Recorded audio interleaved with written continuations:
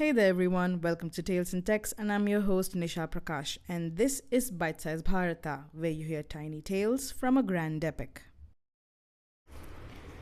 Life took on a sad and stoic turn after the death of King Shantanu.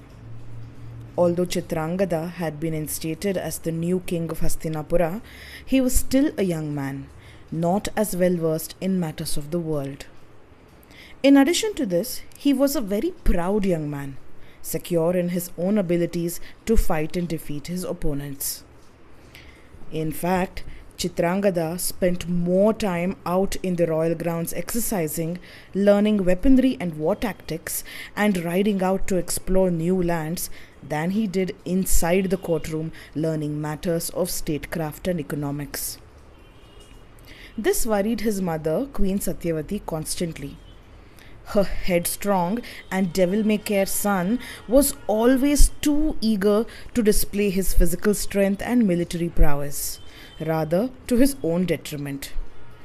Even his older brother Bhishma, while understanding that he could not dictate what the king should do or how he should behave, had instructed Chitrangadha's royal guard to be highly vigilant of any potential skirmishes that could spell big trouble for the young king on his journeys or even closer home near the Kuru lands.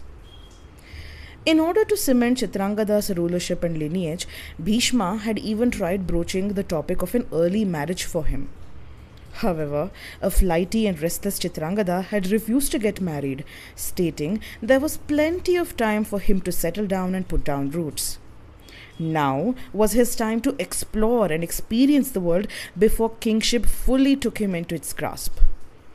Saying so, the young king incessantly and increasingly took to the road, visiting new places, learning new skills, and at times challenging other warriors to displays of dominance to prove his mettle to himself and to the world.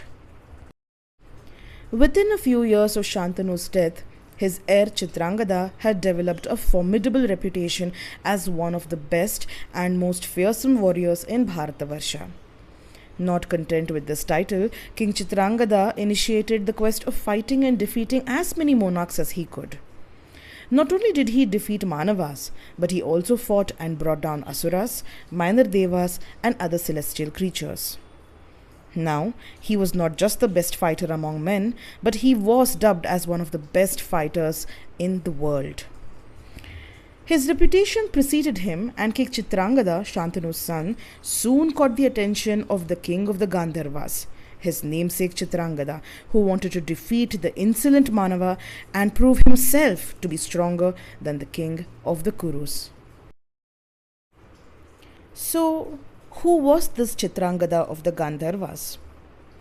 Before we understand this, let's take a look at the world of the Gandharvas. The Gandharvas were semi-divine creatures who functioned as musicians to the gods. You can find them making music and making merry in god Indra's palace, Vijayanta, in the divine city of Amaravati. Here, they not only entertained Indra and his royal entourage and visitors, but they also protected access to the Soma juice, a sacred and divine elixir believed to extend the life of its drinkers, strengthen their powers, and act as a powerful drink for near immortality. God Indra in particular absolutely loved Soma, and he entrusted its safety to the Gandharvas. But not all Gandharvas lived in Amaravati with Indra. Many moved between lokas, sometimes living with the gods and sometimes spending time on the earth in the forests.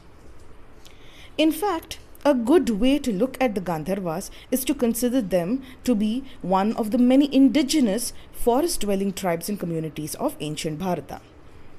These Gandharvas had different social structures, cultural practices, and power dynamics compared to Manavas.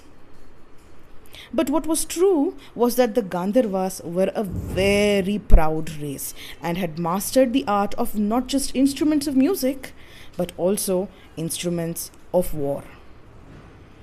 Given their pride and passionate temperament, Gandharvas, just like the Manavas, often lived in their own subunits and communities, with each Gandharva kingdom having a king of its own.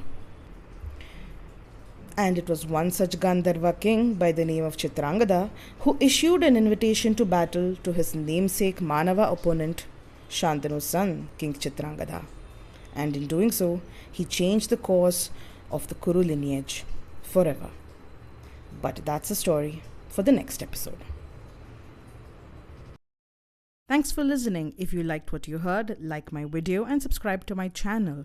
I'm Nisha Prakash and this was Bite Size Bharata, where you hear tiny tales from a grand epic. I'll see you next time on Tales in Text.